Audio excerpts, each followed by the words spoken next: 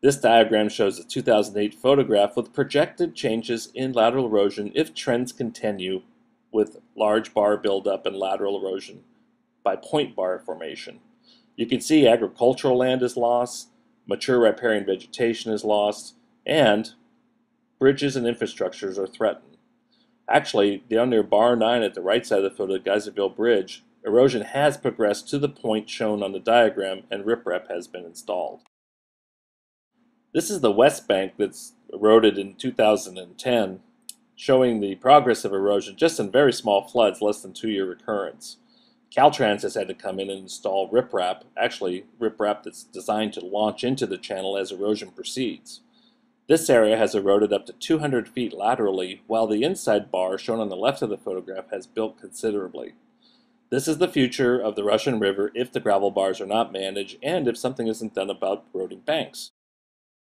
This photograph, taken earlier at the same site, shows just how much erosion has occurred. All the green area and vineyard in the foreground has been completely eroded, as an eddy formed at the point of the rock shown in the middle of the photograph. This solution, quote unquote, is short term. It's very costly, and it's very destructive in terms of habitat. So gravel bar skimming provides a solution whereby we can reduce the hydraulic force against the bank and avoid these types of repairs, which are expensive and destructive. This is a different view of the same rock repair upstream of the Geyserville Bridge. It shows how destructive this practice can be and also how expensive it can be, but it'll be something that many landowners in the valley will be facing if erosion is left unchecked as a result of channel filling and bars becoming high point bars.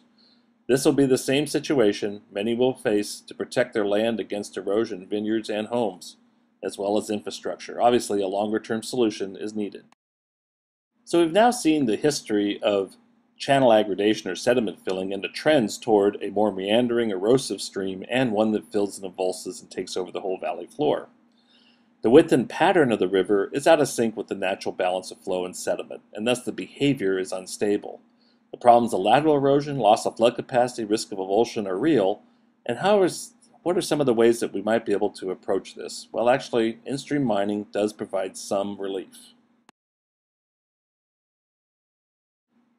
One way to control erosion is to take down the gravel bars, reduce their height to the former alternate bar height. In doing this, the hydraulic forces diminish greatly along the outer bank, and an overflow relief is provided. This diagram shows a grading plan for the bar just upstream of the Geyserville Bridge, also with an extended off-channel wetland area that can be created by lowering the land surface to the water. This done on many bars in the Sire Reach will help reduce erosion and loss of land. Another solution for bank protection is to install bioengineered bank protection structures. These include hard elements like rock and logs, backfilled with soil and vegetation plantings. The vegetation plantings provide root strength in the banks and also habitat value. The irregular shape of the bank increases habitat diversity by improving the hydraulic diversity of the bank so that fish can find various cover areas to feed and to hold. This is a great solution for the Russian River. This is an example of a riprap bank. It's not exactly as designed for bioengineered structure, but it does show that willows can grow through dense rock. If a little bit of mindful design is used, and a little less rock, and at a lower elevation, these structures could be dramatically improved and perform the same erosion control function. With the Alexander Valley rapidly eroding, a combination of sediment removal by bar skimming and installation of these structures should help alleviate a lot of erosion. This is another example of bank protection. It also shows the use of gabions and which are rock-filled baskets, and fabric and vegetation plantings. You can see the vegetation plantings are kind of collected around the soil between the cages.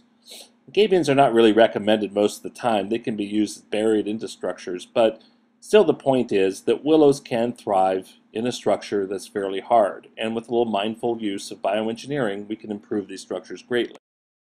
Another interesting part of the Russian River history in the Alexander Valley is the history of the Geyserville Bridge. Here's a photograph looking at the bridge southwest direction from the east bank, showing the bridge structure and the piers supporting it that are on the riverbed. These piers are sunk deep with pilings.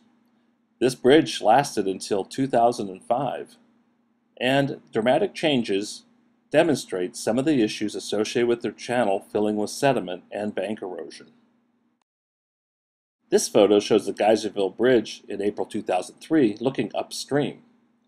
You can see that the bridge piers are more exposed than they were in the 1930s. This is owing to the bridge constriction itself, which forces flow through a narrow area and thus scours more deeply. There's a large scour hole in the foreground.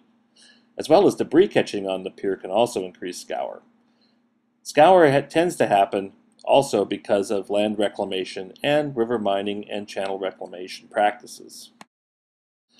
On New Year's Eve of 2005, just before New Year's Day 2006, a large flood occurred and actually damaged the Geyserville Bridge beyond repair.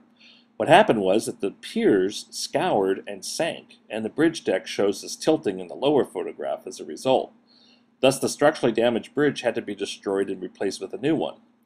The following sequences show some of the elements of why this occurred, which have to do with the bar building up upstream and the channel taking an acute angle of attack. This photograph shows the new bridge being built on the left in 2006 and the old piers on the right. You can see the first two piers in the foreground are actually tilted to the downstream direction, which is to the right, and that shows the effect of the scour damage. In other words, flow forced through the bridge crossing undermined the pier and caused it to sink, thus breaking the bridge deck. It's interesting to note that upstream, a large bar, which you can see on the far left side of the photograph, built up over time and caused an acute angle of flow attack. Here's the new bridge during a flow that occurred in 2007.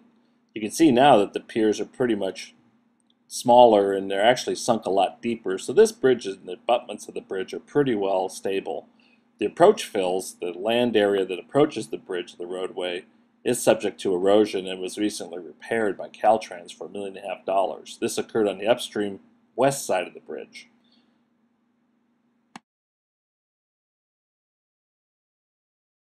Here's a photograph, March 2010, of the bank erosion upstream of the Geyserville Bridge. You can see the vineyard land is being lost. The bank is about 15 to 20 feet high. If you look on the far upper right corner of the photograph, you'll see willow vegetation growing on the point bar. That's the bar, what we call bar 9. And as that point bar has developed and grown and moved laterally, it's caused this bank to retreat about 200 feet. And again, the angle at which this flow comes into the bridge was the problem that destroyed the original bridge. Here's a wider view of that same erosion site upstream of the Geyserville Bridge on the west side. You can see the erosion on the left bank, but look at the willows and the stabilization of that bar on the right side. That's a bar that's gone from being a low alternate bar in the early mid-90s to a high point bar by the early 2000s. This bar has come up anywhere between 8 and 14 feet, and bar 9 is one of the bars that's proposed for mining. This will help alleviate the hydraulic force and the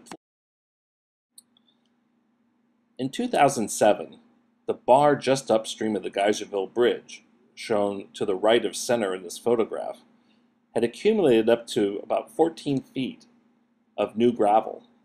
This forced the point bar to form and forced the channel to the west side. Thus, the flow angle of attack to the bridge was 45 degrees. This greatly increased scour on the old bridge piers, which eventually caused its failure. The following shows a sequence of aerial photographs from 1942 to present, showing the changes of the bars and the river channel at the Geyserville Bridge.